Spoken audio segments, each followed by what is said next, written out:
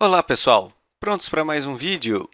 Nesse vídeo, a gente vai entender por que a forma exponencial de um número complexo é tão útil. Digamos que a gente quer resolver a equação x elevado ao cubo é igual a 1 e queremos encontrar todas as raízes reais ou complexas dessa equaçãozinha aqui. Escrevendo de outra forma, essa equação seria x ao cubo menos 1 é igual a zero e queremos encontrar todas as suas raízes reais ou complexas. É claro que existem outras técnicas que não envolvem colocar um número complexo na sua forma exponencial. Porém, essa técnica que a gente vai ver aqui nesse vídeo pode resolver para x elevado a 13 menos 1 igual a zero, x elevado a 20 menos 1 igual a zero, x elevado a 180 menos 1 igual a zero. Além da gente notar um padrão para esse tipo de equação. Principalmente se a gente estiver olhando na representação dessas raízes no plano complexo, no diagrama de Argand-Gauss. Então, para isso, vamos ver a representação no diagrama de Argand-Gauss do número z igual a 1. Okay? 1 é um número complexo.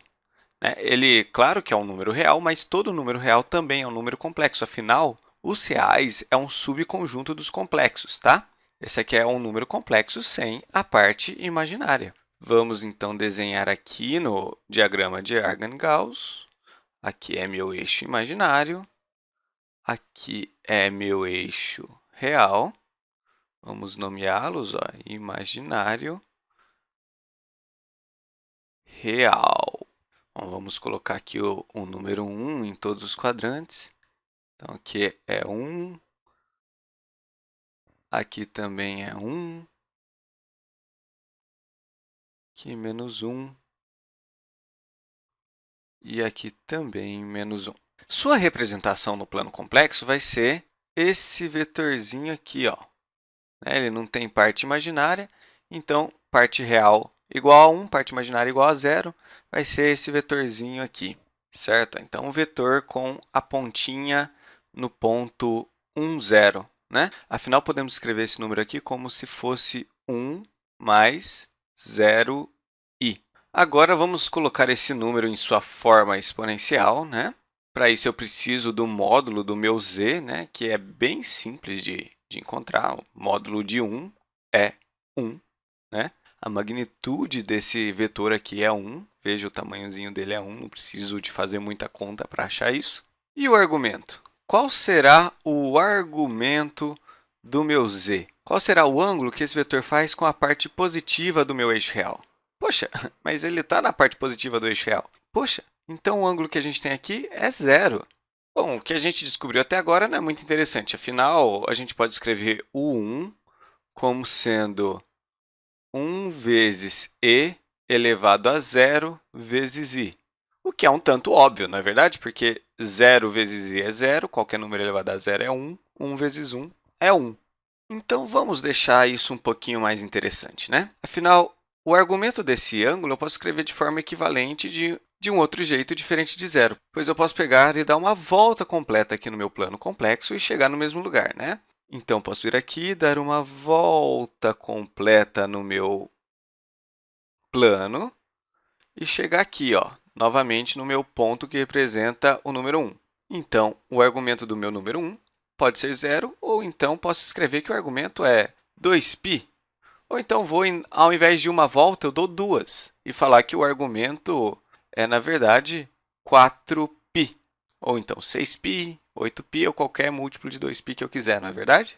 Assim, eu posso escrever o meu número 1 como sendo e elevado a 2π vezes i. Não preciso escrever o número 1 aqui multiplicando. Ou então, e elevado a 4π vezes i. E isso é bem bacana, bem legal, porque eu posso escrever essa minha equaçãozinha aqui de várias maneiras. Posso falar, então, que a equação é x ao cubo é igual a 1, ou então, x ao cubo é igual a e elevado a 2πi, ou até mesmo x elevado ao cubo é igual a e elevado a 4π vezes i. Afinal, todos esses números aqui representam o número 1. Vamos agora resolver essas equações aqui para encontrar o valor de x. Vou elevar os dois lados de cada uma delas a 1/3, e assim eu vou poder encontrar o valor do x. elevando também aqui a 1/3 dos dois lados. E aqui também vou elevar os dois lados a 1/3. Ok? A nossa primeira equação vai ficar que x é igual a 1 elevado a 1/3. Bom, mas isso aqui é igual a 1, ok? Na segunda equação, temos que x é igual... Agora, basta eu multiplicar os expoentes, então vai ficar e elevado a 2π sobre 3 vezes i. E na última equaçãozinha vai ficar que x é igual a e elevado a 4π sobre 3 vezes i. Olha só que interessante, temos aqui 3 raízes diferentes para a minha equaçãozinha, né? Vamos até colocar que esse aqui é meu x1, esse é o x2 e esse é o meu x3, né? 3 raizinhas diferentes. A primeira raiz é bem óbvia, né? De fato, 1 é a raiz dessa equação. Se eu pegar 1 e elevar ao cubo, vai dar o 1, né? Vai ser verdade a minha expressão aqui. Agora, vamos tentar ver essas duas aqui, o que isso aqui vai significar para a gente. Bom, primeiro, qual que é o módulo desses números complexos? O módulo de x2 é claramente 1, né? O cara que está acompanhando aqui, quem está multiplicando é 1. No x3 também, eu tenho o módulo valendo 1. E o argumento? O argumento do x2, né? Vamos colocar aqui o φ2, é 2π sobre 3. E o argumento do meu x3, vamos colocar φ3 aqui, é 4π sobre 3. Então, como que eu desenharia o meu x2 aqui no meu plano complexo? Bom, o módulo continua sendo 1 e o ângulo é 2π sobre 3. Eu acho que eu consigo visualizar melhor se eu falar do ângulo em graus, né? 2π são 360 graus, dividido por 3, 120 graus. Então, meu número complexo vai ser mais ou menos aqui, ó. Esse carinha aqui tem um ângulo de 120 graus, ou então 2π sobre 3 radianos, tá? Para dar uma colorida melhor, vou pintar esse carinha aqui do mesmo verde para a gente saber melhor com quem que a gente está trabalhando, tá? Então, esse primeiro já está representado aqui em verde, o segundo está representado aqui em rosa, e o terceiro vamos representar agora. O meu x3 é o ângulo 4π sobre 3. O argumento dele é 4π sobre 3. Em graus dá... Bom, 4π é 720 dividido por 3, 240. Esse cara aqui também tem o mesmo módulo, só que o argumento vai ser 240 graus. Então, vai ser toda essa voltinha aqui, ó, 240 graus, ou então 4π sobre 3 radianos. Vejam, então, que essa raízes é uma rotação da outra, né? Eu rotacionei esse vetor, depois rotacionei de novo. Olha só que padrão interessante. É como se eu tivesse pego a circunferência, né? Os 360 graus da circunferência, e dividido em 3 partes iguais. Veja, ó, aqui eu tenho 120 graus, que é 360 dividido por 3. Depois eu ando mais 120 graus, caio aqui no 240. E depois, quando eu ando de novo 120 graus, eu caio em 360, ou seja, eu caio de novo no começo, né? Então, temos aqui um padrão, não é verdade? Porém, você pode falar assim, bom, está tudo muito bom, está tudo muito bonito, mas você me falou que iríamos ter raízes complexas e eu não consigo visualizar direito um número complexo nessa forma. Eu sempre prefiro ver na forma a mais bi. Ok, não tem problema. Vamos transformá-lo na forma a mais bi. Veja só, o meu x2, pela identidade de Euler, eu posso dizer que é cosseno de 2π sobre 3 mais i seno de 2π sobre 3, não é verdade? Para calcular aqui o cosseno e o seno de 2π sobre 3, eu posso vir aqui, ó, e dar uma olhadinha nesse triângulozinho aqui. É um triângulo retângulo de hipotenusa 1. E se aqui são 120 graus, eu posso dizer que este ângulo aqui é um ângulo de 60 graus, não é verdade? Então, o meu seno vai ser esse tamanhozinho aqui, né? Que, pelas relações trigonométricas, a gente sabe que é raiz de 3 sobre 2. E o meu cosseno vai ser esse tamanho aqui, que, como está aqui para a esquerda, vai ser igual a menos meio.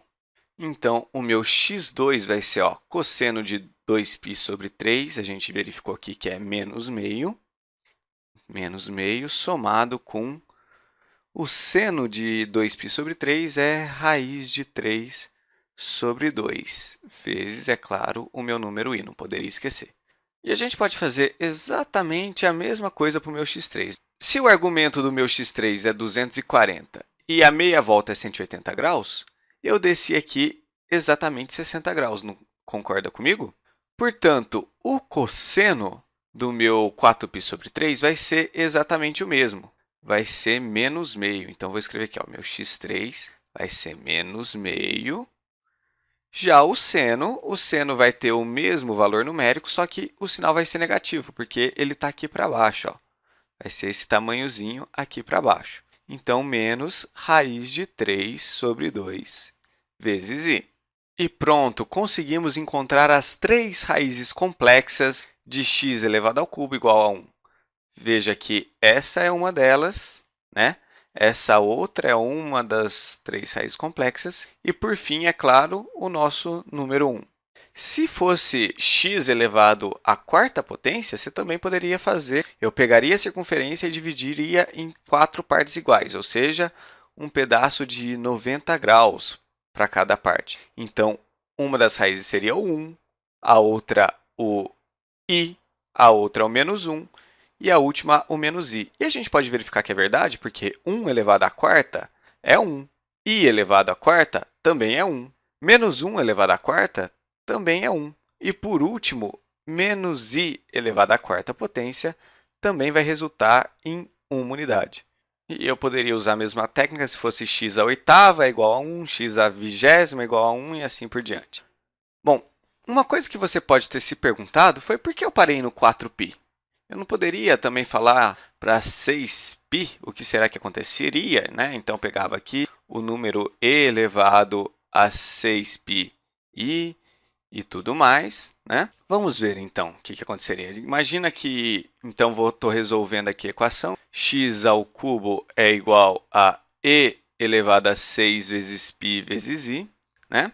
Vamos ganhar um pouquinho mais de espaço aqui. Elevando os dois lados a 1/3, eu teria que x é igual a e elevado a 2π vezes i. E olha só, quando o argumento é 2π, eu simplesmente volto para essa raiz aqui. E se eu fosse para o 8π, eu voltaria para essa raiz. Se eu fosse para o 10π, para essa aqui. Então, mais do que o 4π, eu só teria resultados redundantes. Espero que você tenha gostado e até o próximo vídeo.